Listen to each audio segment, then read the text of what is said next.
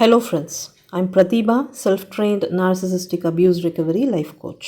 Narcissistic abuse பற்றின கன்ஃபியூஷன்ஸையும் டவுட்ஸையும் clarify பண்ணிக்கிறதுக்காகவும் ஹீலிங்காகவும் என்கிட்ட paid session attend பண்ணணும்னு நினைக்கிறவங்க ஸ்க்ரீனில் தெரிகிற இந்த வாட்ஸ்அப் நம்பருக்கு மெசேஜ் பண்ணுங்கள். உங்கள் வாழ்க்கையை மாற்ற போகிற 30 நாள் சேலஞ்சோட 22வது நாள். நச்சுகளுக்கு லைஃப்பில் டெய்லி ஏதாவது ஒரு ட்ராமா இருந்துகிட்டே இருக்கணும். சுற்றி இருக்கிறவங்களோட எமோஷன்ஸை ட்ரிகர் பண்ணிவிட்டு அவங்களோட ரியாக்ஷன்ஸை அவங்க என்ஜாய் பண்ணுவாங்க. நச்சுகள் உங்களை இந்த மாதிரி இமோஷ்னலாக ட்ரிகர் பண்ணும்போது நீங்கள் எப்படியெல்லாம் ரியாக்ட் பண்ணுறீங்கிற அந்த பேட்டர்னை நோட்டீஸ் பண்ணுங்கள். ஓவராக எக்ஸ்ப்ளனேஷன் கொடுத்து கன்ஃபியூஷனை சரி பண்ணுறதுக்கு ட்ரை பண்ணுவீங்க. நீங்கள் தப்பு பண்ணலைன்னு ப்ரூவ் பண்ணுறதுக்கு ட்ரை பண்ணுவீங்க. கோவப்பட்டு சண்டை போடுவீங்க. இந்த மாதிரி நீங்கள் ரியாக்ட் பண்ணும்போது நச்சுகளோட ட்ராமாவில் நீங்கள் அவங்க உங்களுக்கு கொடுத்த அந்த கேரக்டர் ரோலை ப்ளே பண்ணிட்டு இருக்கீங்கன்னு அர்த்தம். உங்களுக்கே தெரியாமல் இது உங்களோட பேட்டர்னாகவே மாறி இருக்கும்.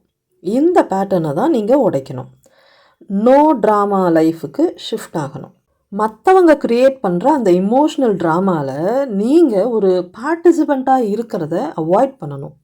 இதுக்கு நீங்கள் என்ன பண்ணணும்னா, நச்சுகள் உங்களை வச்சு ஒரு ட்ராமாவை க்ரியேட் பண்ணுறதுக்கான அந்த சந்தர்ப்பம், அந்த ஒரு ஸ்பேஸை நீங்கள் அவங்களுக்கு கொடுக்கவே கூடாது. எந்த அளவுக்கு முடியுமோ அந்த அளவுக்கு நீங்கள் இந்த நச்சுகள்கிட்ட இருந்து விலகியே இருக்கணும். நீங்கள் அவங்க கூட இருந்தே ஆகணுங்கிற அந்த ஒரு கட்டாயமான சுச்சுவேஷனில் மேக்ஸிமம் பேச்சுவார்த்தையை குறைச்சிக்கோங்க. எல்லா ஆர்குமெண்ட்டுக்குள்ளேயும் நீங்கள் இன்வால்வ் ஆகணும் அப்படிங்கிற அவசியம் கிடையாது அப்படிங்கிறத புரிஞ்சுக்கோங்க. ரொம்ப ரத்தின சுருக்கமாக 1-2 வார்த்தையில் பதில் சொல்லி பழகுங்க.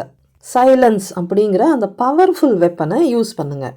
ஒரு விஷயத்தை தெளிவாக மனசில் பதிய வச்சுக்கோங்க.